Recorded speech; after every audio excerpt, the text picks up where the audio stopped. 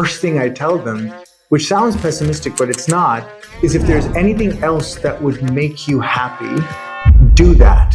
Because this profession and the world of cinema is not for the weak-hearted, weak-willed. It's not for people that thrive on only job security and stability. For me, my family for generations have only been farmers from Haryana. And then my father was a small business owner. The idea of even saying out loud that I wanted to be an actor, I thought was something that was laughable. I think that AI is coming. It's coming to my industry. It is going to replace a lot of the functions that we currently do. So any advice I can have for the people watching who want to pursue a career in this field,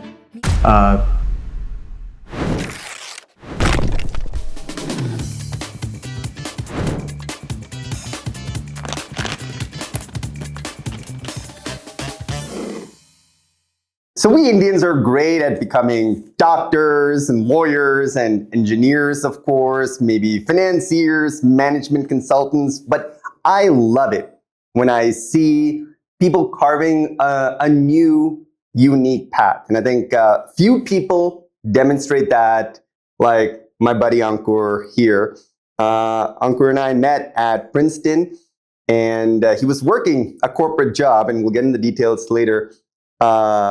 But then he left that to become an actor in Bollywood, and you may have seen him in a number of shows and movies, including more recently on Netflix. So, Ankur, you've been a great inspiration. Thank you so much for joining us and sharing your insights. Thank you for having me. I think I can say the same about you. As an entrepreneur yourself, it's a path that's not often taken. And for Indian Americans, especially, the Indian diaspora in general, sometimes we can be a little risk averse, the immigrant population. And the fact that both of us, after our education at Princeton, went and decided to do something that was unconventional, I think is awesome and something that we should celebrate in each other. Very much so, and we do. So maybe just, we had a great conversation 2 years back. Maybe we can just touch upon that briefly because so much has transpired since then. I want to talk to you about what young, aspiring actors, filmmakers should do. Definitely want to get your take on how AI is disrupting media and entertainment, and even talking about Indian Americans and their representation in the media. So why don't you just start with a little bit of your story and what led you to make that leap from New York to Mumbai? I've been performing most of my life. I started off as a dancer. Dance got me to musical theater. Musical theater introduced me to acting, and then acting led to plays, and eventually to cinema. And so it's been a journey of such incredible passion. I've loved it so much. But growing up, I never saw it as a viable career. Unlike my wife, who's also an actress, she's a fourth generation artist. For me, my family for generations have only been farmers from Haryana. And then my father was a small business owner. The idea of even saying out loud that I wanted to be an actor, I thought was something that was laughable, right? Like, it's like, why would you ever go to Princeton and then become an actor? That seems, the statistics don't really support that as a viable career option. And yet, at the same time, there was nothing else that I felt I could do that was going to give me that creative fulfillment that I required. And when I graduated from Princeton, I got a job in advertising technology at AppNexus. And the summer internship leading up to it, I'd spent 3 months just focused on doing a really good job at that company. And I excelled. I did well. That's why I got the job offer. But that was the first time in my whole childhood and adult life that I hadn't been in a rehearsal space. I hadn't been singing. I hadn't been acting. I hadn't been dancing. And I felt this incredible creative void. And it gave me the clarity that no matter what happens, I have to pursue a career as a creative professional. And I get asked this question a lot by aspiring actors and creative professionals. It's like, do you think this is a viable career for me? Should I do this? How do I go about it? And the first thing I tell them, which sounds pessimistic, but it's not, is if there's anything else that would make you happy, do that. Because this profession and the world of cinema is not for the weak-hearted, weak-willed. It's not for people that thrive on only job security and stability. It really is a path of a lot of twists and turns and uncertainty. And so to be able to, last, you need to have incredible perseverance and passion for what you do. You got to love it. And you got to be willing to do it even if you're not getting paid to do it, which I think is something that people don't realize. Mm-hmm. So if you're an aspiring artist, I would say do your art and do it at the highest level that you can, especially if you're still in school, and really test out whether this is something you want to devote your life to. Got it. So I think what I'm hearing is beyond the technical skills of acting or filmmaking or any part in that process, it's really the emotional intelligence, that resilience, that anti-fragility to deal with uncertainty and be like, okay, I'm gonna keep doing these roles to get noticed, or to keep refining my craft, not knowing when that break may come. So what I'm hearing is you need to be ready for that journey and all its twists and turns. Oh, for sure. And it's also a lot more personal than, let's say, a visual artist. Like a visual artist, not to say that it's not personal for them either, but they're creating a painting that's separate from themselves. As a performance artist, as an actor, a singer, or a dancer, you are the art. Your body is the art. Your voice is the art. And inevitably, whether you're a producer or a director or whatever, but when you're an artist, you are going to face rejection. It is part and parcel of what we do. There's no one who is at the tippy top of their careers in my field that hasn't faced enormous amounts of rejection, criticism, even when they're doing well in life. I have friends that are actors whose films are box office hits, but then the critics rip them apart. And the audiences think that they're terrible actors. And then I have some that are terrible actors, but there's no rhyme or reason to what it is and why it is. You just better love it. Mm-hmm. Understood. Anything specific? So like, if there's an 18-year-old watching who's like, I've always wanted to do something creative in the performing arts, but never thought that would be possible because, I don't have the family connections or whatever. How should they begin? What would your tactical advice be? I think first is to kind of start adding some specificity to it. So cinema is such a large medium. Yeah. There's just so many different paths. You can be the path of a director, an assistant director. You can go the producing route. You can go into film marketing, and distribution, acting, obviously, cinematography, costume stylists, production designers, these wonderful, incredible sets, like for something like Star Wars or Game of Thrones, or this last project I worked on, my makeup artist worked on this show for HBO called Penguin, prosthetic makeup. Like there's so many different avenues that one can take. So there are a lot of niches. So a lot of niches and Oscars for all of those categories, And so the question becomes, where do you gravitate to? That's number one. And then number two, I would say the next step is to immediately start practicing that craft as best as you can.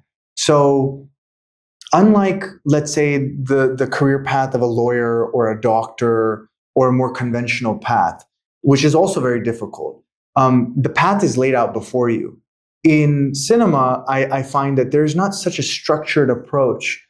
You only have two real approaches. One is the apprenticeship model, which is you find a role model and you say, hey, for little to no money, I'll essentially be your intern and I will learn on the job. I just want to get on set. And for any young performer, any young artist or someone working in a creative field, I would say is get on set as fast as possible. You're going to learn so much. It's kind of like doing your residency as a medical professional where you get to see all the different departments and then you choose a specialty. Similarly, once you get on set, you're going to start to realize, oh, you know what? I actually really like what this person is doing on set, or I really like cinematography more than I like direction, funny enough. Getting on set, apprenticeship model, find a role model. The second is the entrepreneurial model, which is like create your own stuff, which is like the fastest way to learn. No one is going to hand you an opportunity in this profession. Very much as an actor, I can speak, it's like the chicken or the egg. a producer, I can give an audition and a producer will be like, oh, I really like him for this role. But what has he done in the past? Oh, he hasn't done any notable work, so I'm not going to hire him. It's like, well, I can only get the notable work if you hire me. So when you say do your own work, do you mean like on YouTube? Like how practically? Sure. So let's say you're a director. Okay. Let's say you want to become a director. Got it. Write a short film, produce the short film and shoot it and edit it and put it out. Put it out on YouTube. Even if you don't get massive viewership, with each short film that you do, you're going to get better and better at your craft. And eventually, what's going to happen is someone or the other, maybe low on the totem pole in the hierarchy on a set, is going to see your work, or you're going to, through networking, you're going to end up being introduced to someone and say, oh, show me some of your work. And it just takes that one person to see that one short film that you did and be like, dude, this guy really has something. You know what? Why don't you come on and be my second assistant director on this film that I'm doing? And that's your in. You got to find your in so you can get on set. And that's why I said it's not for the weak-willed, because when I started off, I jumped after every loose ball, every single one. I called everyone in my network, and then there's network's network to be like, hey, do you know anyone who works in the film industry? Do you know anyone who works in Bombay? Or know anyone who works in New York? Yeah. Amazing. So I think there's so many parallels between the artist's life in any genre and the entrepreneurial life. Yes. And that there is that uncertainty. When you start out, you jump after, I love that image, you jump after every loose ball, like anything. Okay. For us, it was, we'll teach SAT, we'll do undergrad, grad. And then gradually, as you establish yourself, then you say, hey, this is what we do. This is whom we work with. This is what we focus on. Very, very interesting. So you said the apprenticeship model, which is you find a mentor and you basically say, I'm gonna intern with you, teach me everything, almost like a guru shishya relationship. Much. Yeah. The other is, hey, let me just dive in and create my own work, which becomes a sort of resume or calling card. And then but you have to keep grinding and putting your name out there, putting your work out there, interacting with people in the field. And at some point, someone will see what you have and say, hey, I want to give them a shot. Yes, absolutely. Okay. And it's a collaborative medium. And you cannot forget that filmmaking is a team sport. And so you can't do it alone. I know a lot of artists that are perfectionists to a fault. And they think, well, I'm not going to share my art with the world until I got it just right. And it's a very slow, painstaking process. You need to start inviting people into your creative process early on, sharing your art early on, and deciphering quickly when you do receive feedback. Kahavat hai na in Hindi, suno sabki karo apni. Like listen to everything, assimilate everything. Listen to everything and then decipher what's actually productive and what's not productive. What aligns with my vision for myself as an artist and my artistic voice and what does not. It's super important that you make sure you're collaborating with other people. And it's because of that collaboration that natural networking starts to happen. Go see not just cinemas, go see plays. Go I always say, if you're a singer, take an acting class. If you're an actor, take a singing class. Like everything kind of feeds into itself, because as an actor, I'm using my voice. As a singer, you're occupying a stage and you have stage presence. When you choose a life of an artist, as much as I say, be specific about what your goals are, and it's okay for those to change, you're also signing up for the life of an artist, which encompasses everything of what it means to be an artist. So the education never stops. So just like a very specific question for you. So you're primarily an actor. You're an amazing dancer. You've taken singing. So how you have to work out and maintain your body. How do you structure your day? How do you know what to prioritize? And how do you what percentage of your time do you spend on your core, which is acting, and what percentage do you spend on maybe some of these other skills and networking? Any guidance? Yeah, it's a great question. And I noticed that it changes with each chapter of my life. I think that there have been these last 8 months I have been an actor through and through. I haven't had the, knock on wood, wherever it is. There's I think some there's wood one right here. Yeah. I did a Netflix feature film in Hollywood. I did this, the fourth season of a show called Four More Shots Please, the fourth season of a show called Andekhi. And then I just did another Netflix series with Kunal Khemu, directed by Shashank Khaitan. Like, that is a godsend. That doesn't happen to actors all the time. When it does, you hit the ground running, you put your head down, you put in the work. Now I don't have, still have other projects lined up, but I know I'm going to have a little bit of a gap. And in this gap is where I start focusing on the other parts of what it means to be an entrepreneur, which is marketing and PR. Right? Like, how do I now, these opportunities, which I know are going to have releases soon, how do I create a marketing campaign and a PR strategy around them so I leverage them into new opportunities? Social media, I get to refocus on my social media, and how do I make sure that I'm still as a brand relatable and brand strategy? There's, just like any other business, there's the finance and the legal. And I need to, connect on all the various contracts that are still in negotiations and making sure that I'm protected from an AI perspective as well. We'll get to that later too. So that's where I start to focus on those other things. On an average day, it varies so drastically. There's times where I've had to get really, really in shape. And then there's times where I'm like, no, I think I'm good just eating healthy and doing a little bit of cardio. It really depends on what the role requires. Understood. Well, that's a great segue into AI. I know everyone's talking about it. There are a few people who are witnessing how it's disrupting media and entertainment. What's been your experience on set? And what are those facets of creativity that are so innately human that you think AI would never be able to do them?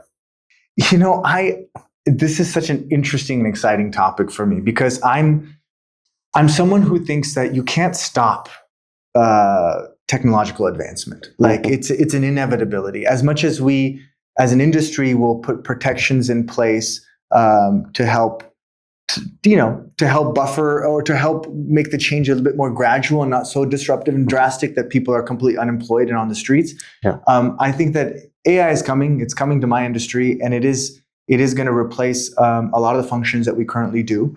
I've already started seeing how yesterday I was on set and speaking to the head of a really big studio in India and chatting with him about how has AI kind of changed the way they process things. He's like, well, I noticed that sometimes when we get a script, I'll throw the script into AI, into ChatGPT and say, ask for, critical feedback. And I'll send that to the production house.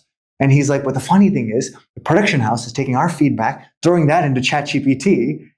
And basically they're all just using the same technology. And he's like, eventually, it'll just be slop talking to slop. Yeah, exactly. That's what'll end up happening. And someone else in the conversation said, yes, but AI models are pulling from existing creative content, but not creating new novel ideas.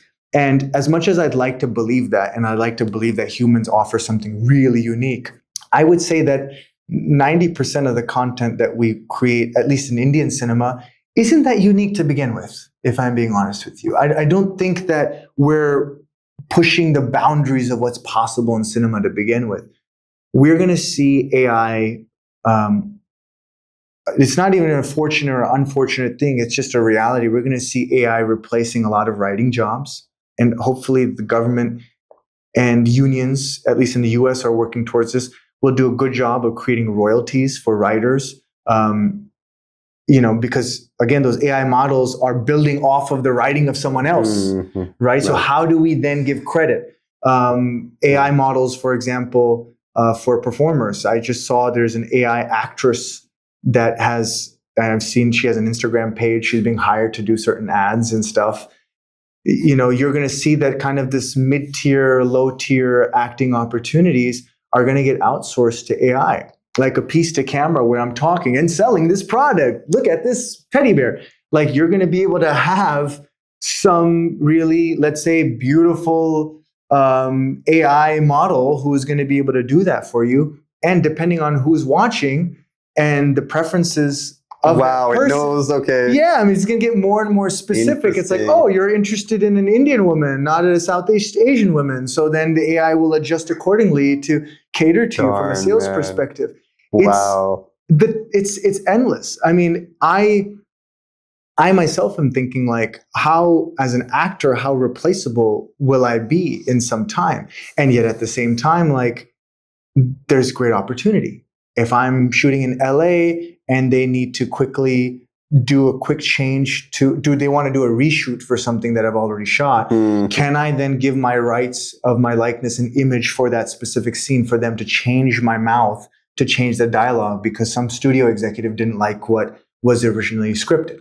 Got it. Okay. So you're saying if there are some guardrails that honors the process and honors the creators, you do see a situation in which it can be a net positive. I think so. I mean, I'm listening to these, I don't know if you've heard these covers where like they'll take an Eminem song, but they'll do it in like a blues like type of style, or like a soul style, and you're listening to it and you're like, that's good. Right? Like, so when we say slop, I would almost disagree. Like, some of it's not slop, some of it is just good. But you are going to have people who are going to be pulling the levers of the AI technology to make that happen. And I think that's where the job creation is going to happen. You know what I'm saying? You need still someone there who's going to be curating those prompts in an intelligent way and who's going to be seeing ahead of what currently exists. So we're not just recycling content all the time. Got it. I think the best way I heard that is AI solves problems middle to middle, not end to end. So you still need someone who is creatively prompting and saying, okay, we need a series on a member of parliament who does A, B, and C. Right. And someone with taste who looks at what AI produces and says, hey, this works or this doesn't work. Got it. But my concern is how many people in between will be affected. I think it's going to be highly disruptive, much like the Industrial Revolution and other major technological advancements. I think some people I speak to, they'll be like, oh, it's just a technological tool. Like, before buying a camera was super expensive and restrictive, and now everyone has a camera in their hand. See, and the world hasn't fallen apart. If anything, it's made cinema more accessible. And I'm like, yes, but AI is slightly different than that. It's more than just an average tool. I think it's doing a lot of the thinking for you. You know, it's not just a tool, but it is the craftsman as well. And that is both awe-inspiring and scary, honestly. But net positive for the viewer, yes. For the viewer, yes. I can imagine how certain content will become cheaper just because the cost to make and produce stuff is going to be cheaper. For the industry at large, from a creative perspective, I'm hopeful. I think it will be a net positive. Okay, well, we'll see how that goes. No, thank you.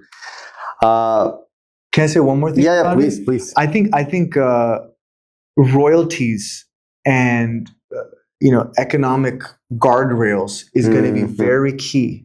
Like I said, these AI models, they're building off of something. And so if we can pinpoint what is the stuff that they're pulling from and then compensate those creators accordingly, well, that's it. Yeah, that's a great idea. Now that basically incentivizes creators to continue creating. Unfortunately, in India, we're so far from that, we don't even give royalties to writers to begin with. I mean, it's very tough in our industry. People are very reluctant to give away equity. I see the biggest disruption happening in music. We're going to see the fastest change happening in the music industry, which is so interlinked with Bollywood, because to score a film can be done on AI. To create original music can be done on AI. If you want to create an ad jingle, it can be done through AI and AI software. It's interesting. Yeah, it's if we can figure out a way to safeguard some creators and creative professionals, I think that'll be the right path. But I don't think it's going to happen through free market forces. I think that government would have to step in, or unions would have to step in. Understood. Okay. Oh, that's a very comprehensive view. Sorry. No, appreciate it. Appreciate it. Switching gears a little bit, I think it's been amazing seeing shows like Never Have I Ever that are featuring the Indian American experience. I mean, growing up, the only Indians on TV were Apu from Simpsons, and he was just an absolute caricature. Yeah. Right. And once in a while, you would see someone on film. It would be a really minor character, often a caricature, some side piece.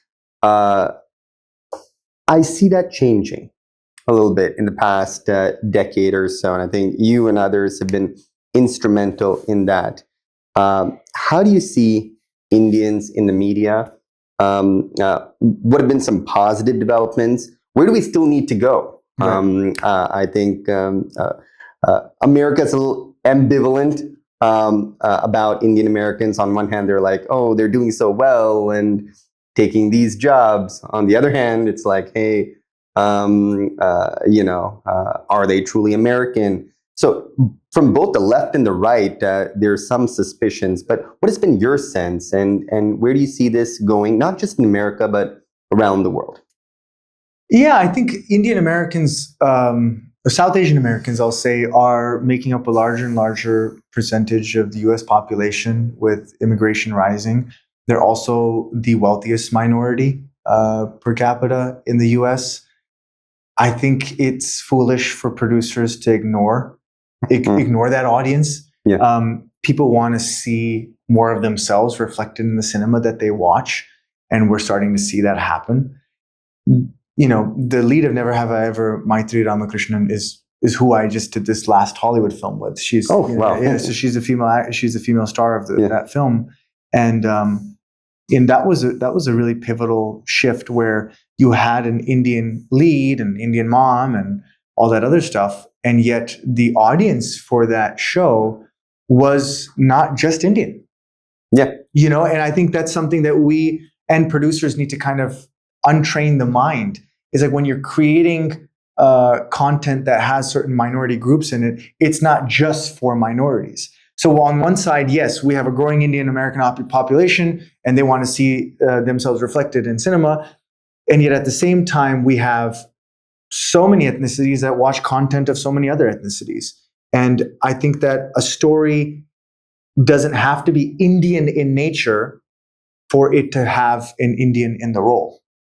What I mean by that is you can have a love story between an Indian and a white girl, and it have nothing to do with that person being Indian. You know what I mean? It doesn't have to.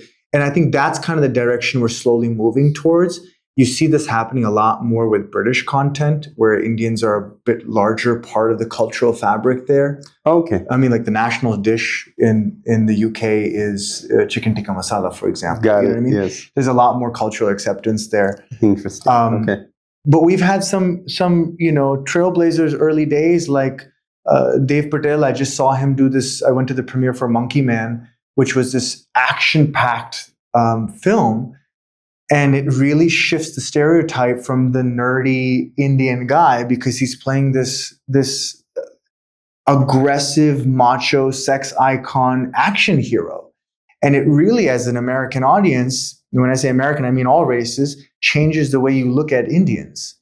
You have Maitri, yes, doing Never Have I Ever. And then you have someone like Manish Dayal, who my wife worked with on a show called The Resident, but he came out and did this film called 100-Foot Journey a long time ago, where he plays this like chef who's a romantic hero. And I remember watching that as a not, I won't say as a kid, that'll make him feel old, not a kid, but I was in high school when I saw that film, and like just welling up, because I was like, oh my God, like I can do that. I can be an Indian hero in Hollywood.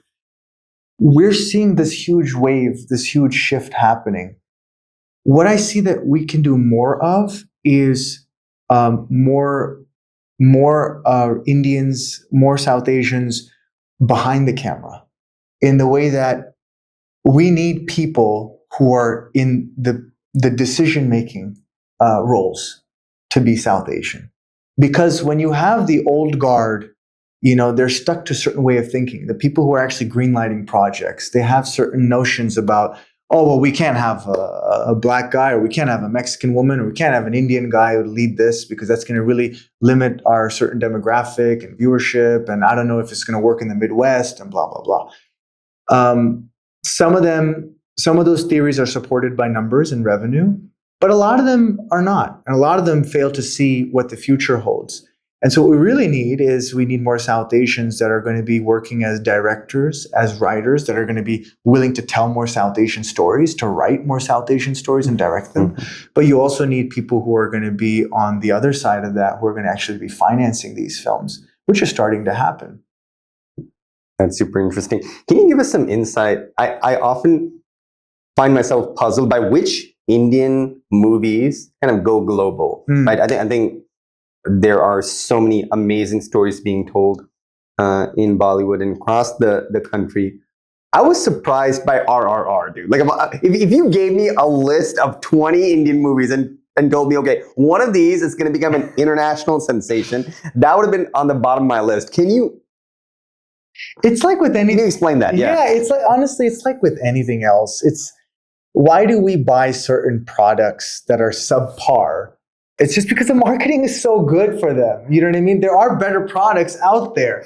I think RRR was one of those films. I saw it in the movie theater, and I was like, okay. I thought visually it was such a grand spectacle, but I don't think it reflects the best of Indian cinema. And by the way, when we say Indian cinema, we're talking about the Tamil industry, Telugu, Malayalam, yeah, there's Hindi, a lot. Punjabi. Like, there's so many different. In this, we create thousands of films a year, and the fact that got so much attention does baffle me. It also baffles me why, of all the music, Jai Ho won the Oscar for best original music. It's like, have you heard any of Hemant Sir's other music? Like, it's just crazy to me. So a little bit of it is politics, but the big reason why RRR got so much attention was because of the Natu Natu song, which is what had won. The song got so much attention because the dance video was very viral. So it's like, really, it should have won like best choreography, but somehow that brought the attention of the West to the song, and that was like, oh, well, this category might work for this Indian film. Let's put it here. A little bit of politics there. And then it got the attention of like, well, what is this movie?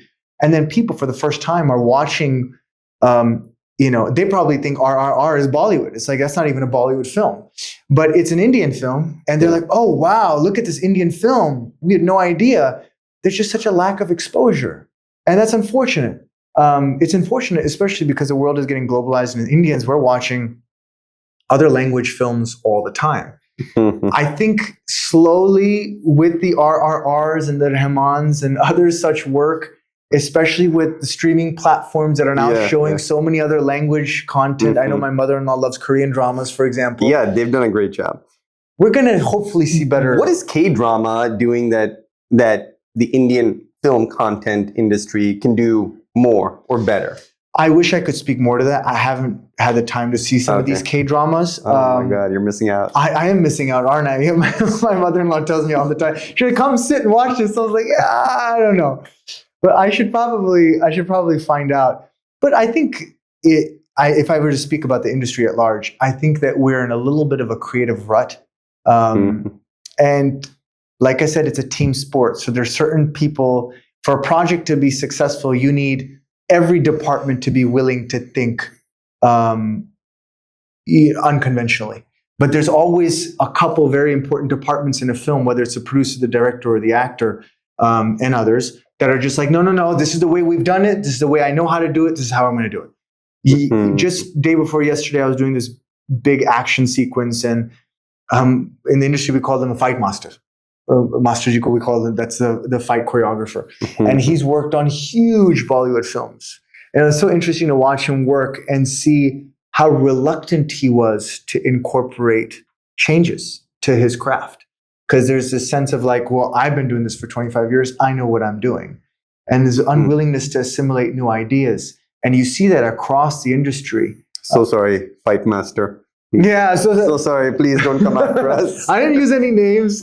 But yeah, I mean, it's a shame because we have such incredible talent in India, and I feel like we have these incredible stories that are written by these really talented writers that producers look at and be like, "हाँ, लेकिन ये film कौन देखेगा यार?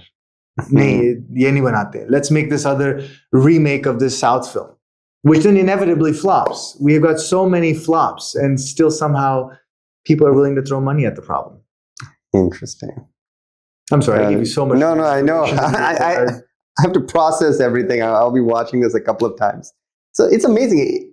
It almost feels like India's going through this coming of age, where it's like, you know, it's a teenager becoming an adult on the global stage in every way, like in terms of startups and business and politics, but also in media. And I think we can see a lot of that in the coming decades. Yeah, I got to give credit to a lot of the larger streaming platforms like Netflix and Amazon Prime, who are not sponsoring this, by the way. Yeah. Although if you'd like to sponsor this, please reach out. We wouldn't mind. They being all pricey. Yeah, we'll talk about it. We'll see. We'll work out the details. But yeah, I think those guys really changed things up in the way that we started creating content that also had international appeal.